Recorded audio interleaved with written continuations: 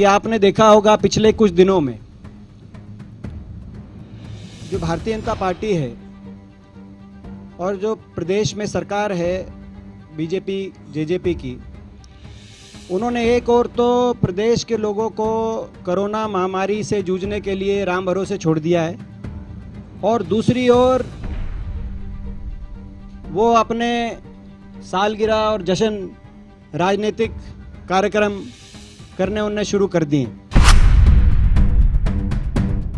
बड़ी बड़ी जश्न मना रहे हैं अपनी सालगिरह की कि प्रदेश के हर चेहरे पे खुशहाली है, अपनी उपलब्धियां बता रहे हैं। हमें कोई राजनीतिक कोई अपनी बात रखे उस पर कोई एतराज नहीं है, मगर आश्चर्य इस बात का है कि जब से कोरोना का लॉकडाउन शुरू हुआ तब से लेकर आज तक और अभी भी अनलॉक की जो मिनिस्ट्री ऑफ होम अफेयर्स की गाइडलाइंस है उसमें राजनीतिक प्रबंधन और कार्यक्रमों पे की अभी इजाज़त नहीं मिली। राजनीतिक और सामाजिक, धार्मिक की मिल गई थी, राजनीतिक और सामाजिक की इजाज़त अभी नहीं मिली। तो ये कैसी छूट है जो केवल भारतीय जनता पार्टी को मिली है। पहले डोर टू डोर जाना शुरू किया, आपने देखा ये उसी समय हो रहा है जब पिछले कुछ हफ्ते 10 दिन से हरियाणा के अंदर बड़ी तेजी से संक्रमण फैल रहा है। जो संक्रमण का रेट है हरियाणा में, डबलिंग रेट देश में सबसे ज्यादा है। क्या इस बात का जश्न मना रही है सरकार? डबलिंग रेट 8 दिन का जो देश में सबसे ज्यादा, सारे अखबारों में खबर भी आई। या कोरोना का संकट टल गया है, सरकार का ये मानना है कोरोना का संकट टल गया है, या जिस सरकार की जिम्मेदारी प्रदेश के लोगों को कोरोना से बचाने की थी वो सरकार उस जिम्मेदारी छोड़कर अपनी कुर्सी को बचाने के लिए, आपने देखा होगा बड़ौदा के अंदर भी जा रहे हैं। इनके मंत्री, पहले करनाल से जो हमारे सांसद हैं भाटिया जी, उन्होंने कार्यकर्ता मीटिंग ली। आपको उसकी तस्वीरें भी हम दिखाएंगे सोशल मीडिया की सारी नज़रअंदाज करते हुए। उसके बाद दलाल साहब गए, कल बिजली मंत्री गए हुए थे वहाँ पे, वो अपना बड़ौदा के अंदर कार्यक्रम कर रहे थे। तो जिम्मेदारी तो थी लोगों को इस महामारी से बचाने की, प्रदेश के लोगों को, और क्या किया जा रहा है, अपनी कुर्सी को बचाने के लिए राजनीतिक कार्यक्रम किए जा रहे हैं। इनकी जिम्मेदारी का एहसास कराना हम अपना फर्ज मानते हैं। जहाँ तक उपलब्धियों की बात है, इनकी कैसी उपलब्धियाँ, इन्होंने प्रदेश को, हम खुशहाल छोड़ के गए थे 2014 में, 6 वर्ष के बाद उस प्रदेश को बदहाल करने का, कंगाल करने का इन्होंने काम किया है। विफलताओं की एक असीम लिस्ट हमारे पास है जिसको लेकर हम भी आंदोलन छोड़ सकते हैं, जन आंदोलन, राजनीतिक कार्यक्रम हम शुरू कर सकते हैं। वो उन कुछ विफलताएं आपके बीच में मैं रखूंगा। बड़ौदा उपचुनाव की बात आई जिसमें हम देख रहे हैं वो अभी उपचुनाव की संभावना देखते हुए पिछले एक हफ्ते से 10 दिन से सरकारी मंत्री और सांसद बड़ौदा में जा रहे हैं। जैसे मैंने बताया, सोशल डिस्टेंसिंग को नजरअंदाज करके अपने राजनीतिक कार्यक्रम कर रहे हैं। इनको अब बड़ौदा कैसे याद आया, मैं इनसे ये प्रश्न पूछना चाहता हूं। पिछले 6 वर्ष से क्या बड़ौदा हरियाणा के मानचित्र पे नहीं था? क्या बड़ौदा विधानसभा क्षेत्र हरियाणा में नहीं था 6 वर्ष से? अभी तक बड़ौदा विधानसभा क्षेत्र में मुख्यमंत्री जी नहीं गए। जब से वो मुख्यमंत्री बने कोई मंत्री वहां पे हमने नहीं देखा, क्योंकि हमारा क्षेत्र है। मगर अब उनको परवाह नहीं थी 6 साल की बड़ौदा विधानसभा क्षेत्र वासियों की, और अब हमारे बड़ौदा विधानसभा क्षेत्र वासियों की सेहत की परवाह नहीं है, क्योंकि अपनी राजनीतिक पॉइंट स्कोर करने, सोशल डिस्टेंसिंग को तोड़ते हुए जब संक्रमण तेजी से दिल्ली से हरियाणा की ओर बढ़ रहा हो, तब राजनीति अपनी सभाएं वहां पे करी जा रही हैं। अगर ये करनी थी, मंत्रियों को कुछ काम करने थे बड़ौदा विधानसभा क्षेत्र के, तो 6 साल थे इनके पास। इनको बड़ौदा विधानसभा क्षेत्र के लोगों की चिंता नहीं थी, और अब भी उनकी सेहत की चिंता नहीं है जिससे खिलवाड़ ये कर रहे हैं।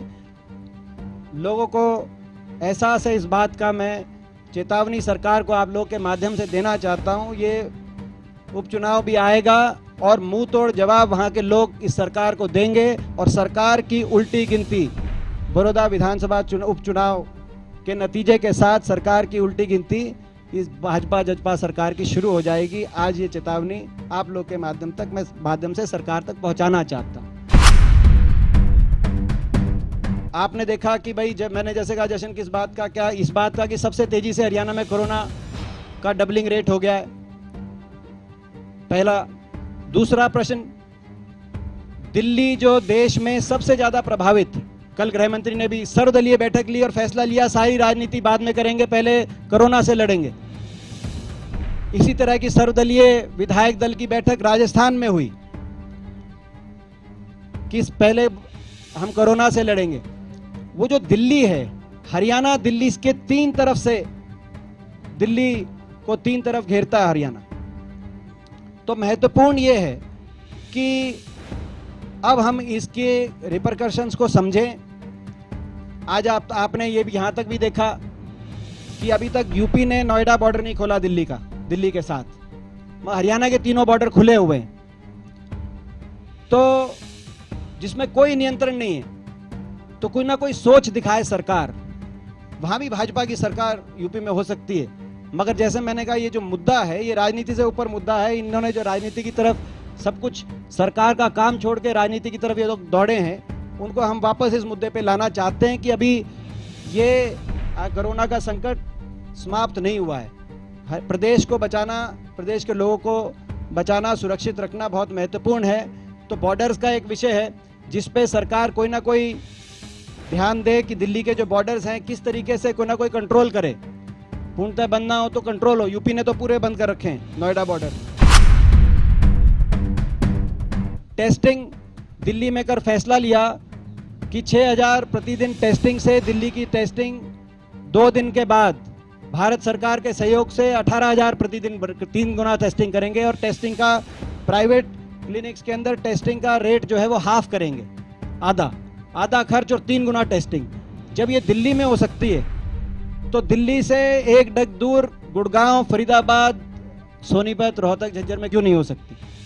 ये हम किस समय का इंतजार कर रहे हैं कि जब हरियाणा के शमशानों के अंदर भी लंबी कतारें दिखाई दे, तब ये हम हरियाणा के अंदर टेस्टिंग की संख्या बढ़ाएंगे और टेस्टिंग के रेट को आधा करेंगे। अभी से तैयारी करेंगे। सरकार को इस विषय पे ध्यान देना चाहिए अपने जश्न मनाने की बजाय।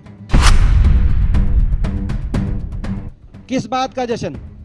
क्या इस बात का जश्न है कि हरियाणा में आज देश में सबसे ज्यादा बेरोजगारी दर, 43% बेरोजगारी दर, और कोरोना से पहले भी हरियाणा के अंदर 28% बेरोजगारी दर, जो कि त्रिपुरा के साथ देश में सबसे ज्यादा था। तो क्या सबसे ज्यादा बेरोजगार युवा हरियाणा में घूम रहे हैं? इस बात का जश्न मना रही है सरकार सालगिरह? या इस बात की सालगिरह कि अभी एक सर्वे आया जिसमें कोरोना से निपटने के समय सबसे अलोकप्रिय सरकार और मुख्यमंत्री हरियाणा के मुख्यमंत्री और हरियाणा की सरकार साबित हुई देश के तमाम राज्यों में। एक महत्वपूर्ण विषय जो 1983 पीटीआई जिनकी पैरवी सरकार ने नहीं करी, कहीं ना कहीं हमें इसमें दिखा कि सरकार ने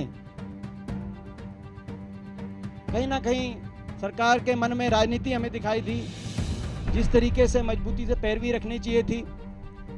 बहरहाल फैसला आया, उस फैसले में कहीं कोई मेरिट या इन पीटीआई या भ्रष्टाचार या जो पीटीआई में चयनित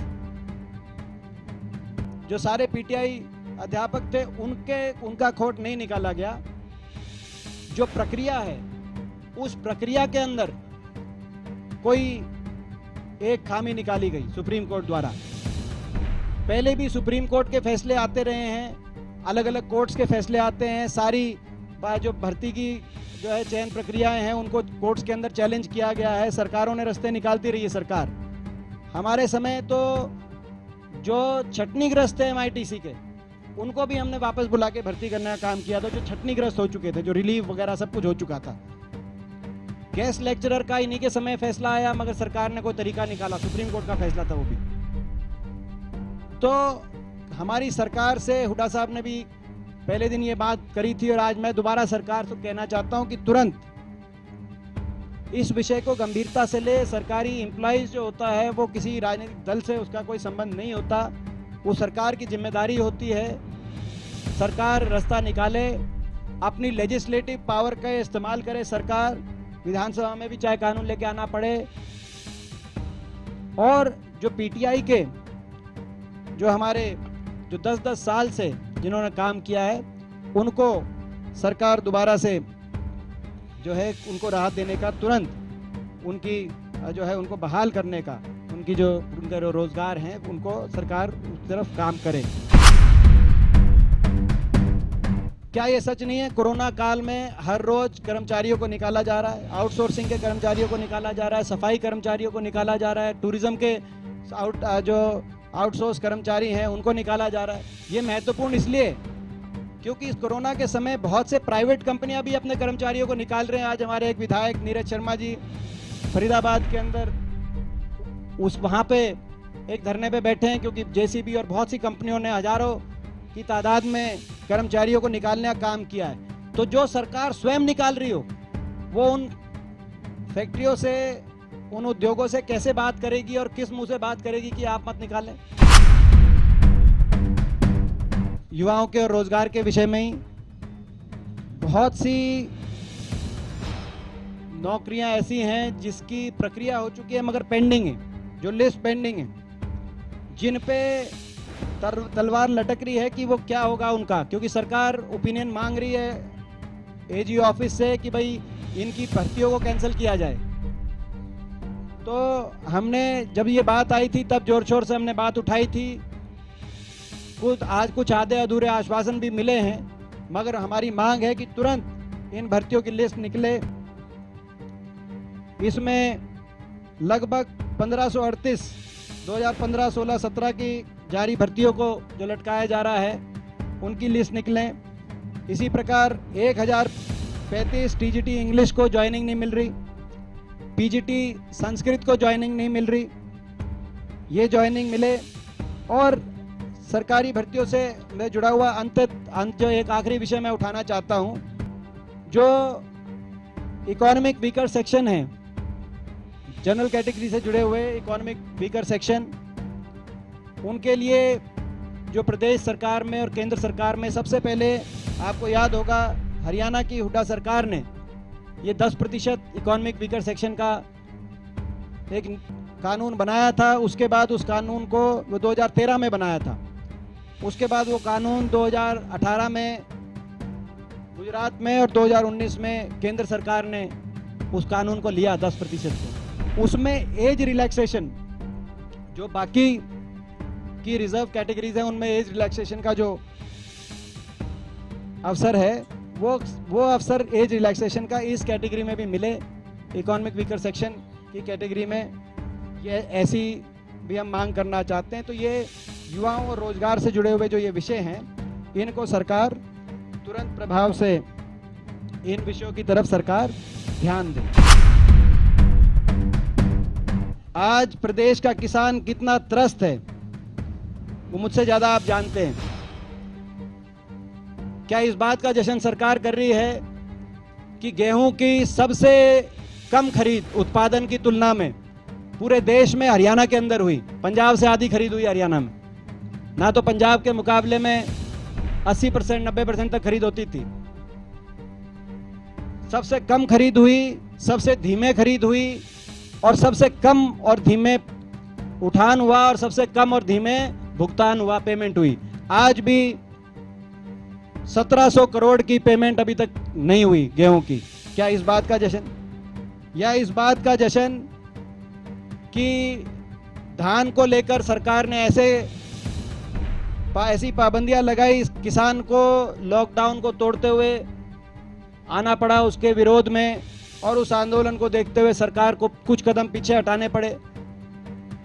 या इस बात का जश्न कि मक्की, सरकार कह रही थी मक्की, एक और बात कि मक्की उगाओ, यही बात थी आपके बीच में आई, मुख्यमंत्री जी गए भी कई जगह कि मक्की उगाओ, एक ऑल्टरनेटिव। पिछले साल भी सरकार ने मक्की का कहा था और कहा था कि मक्की की बीमा वो कराएगी, सरकार 5000 एकड़ की मक्की की बीमा कराएगी, मगर सरकार द्वारा ना बीमा कराया गया। ओलावृष्टि और बारिश से मक्की की फसल पिछली बार नष्ट हुई, जिसका एक मुआवजे का पैसा किसी किसान को मिला नहीं। और इस साल भी प्रदेश की मंडियों में मक्की पिट रही है। किसान किसान ने मक्की बोई थी वो दर दर ठोकरें खा रहा है। मेरे पास ये कल बबेनबंद मंडी से मक्की कितने में बिकी, बबेन मंडी से ये रसीद है 618 रुपये। 600-700 में मक्की जारी है, जबकि एमएसपी सरकार ने लगभग 1800 दे रखी है, घोषित कर रखी है, और ये कह रहे हैं मक्की उगाओ। इस विषय में मैं सरकार से पूछना चाहता हूं। सरकार कह रही है, हाथ खड़े कर रही है, कोई भी किसी वर्ग को सीधा लाभ हरियाणा सरकार ने नहीं दिया, किसी एक वर्ग को भी सीधा लाभ सब्सिडी नहीं दी। धोखा जरूर मिला, छल जरूर मिला। गेहूं में कहा था कि बोनस देंगे, इतने से इतने तारीख को इतना बोनस, इतने से इतने तारीख को इतना बोनस, मगर बाद में सरकार ने हाथ खड़े कर दिए कि बोनस नहीं दे सकते। मैं सरकार से पूछना चाहता हूं, 29 फरवरी को हरियाणा प्रदेश में 1,42,000 करोड़ का बजट पास हुआ था। 2,15,000 करोड़ का कर्जा लिया गया हरियाणा में, 3 गुना, हमारे समय 2014 से 3 गुना जो कर्जा बढ़ गया। तो लाखों करोड़ का जो बजट पास हुआ था, उसके 15 दिन के बाद जब कोरोना शुरू हुआ तो वो सारा पैसा कहाँ गया, वो बजट कहाँ गया कि सरकार को ये नौबत आ गई। सरकार ने कहा कि 5 किलो अनाज देते किसान से, बोनस देने की बजाय किसान वो 15 दिन के अंदर 5 रुपए स्टूडेंट से मांगने लग गए। तो आज इनकी सरकार की उपलब्धि कोई है नहीं। डमडमा बचाने के लिए विफलताओं की लंबी लिस्ट है, जिसको लेकर जन आंदोलन हम भी कर सकते हैं लोगों में, मगर हम संयम से काम ले रहे हैं, हम सरकार का सहयोग कर रहे हैं, हम राजनीति को बाद में रख रहे हैं, प्रदेश के लोगों को पहले रख रहे हैं, और सरकार से भी आग्रह करते हैं वो प्रदेश के लोगों और उनके स्वास्थ्य को पहले रखे, और जो हमारे सुझाव है इन पे गंभीरता से सरकार इन सुझावों को ले।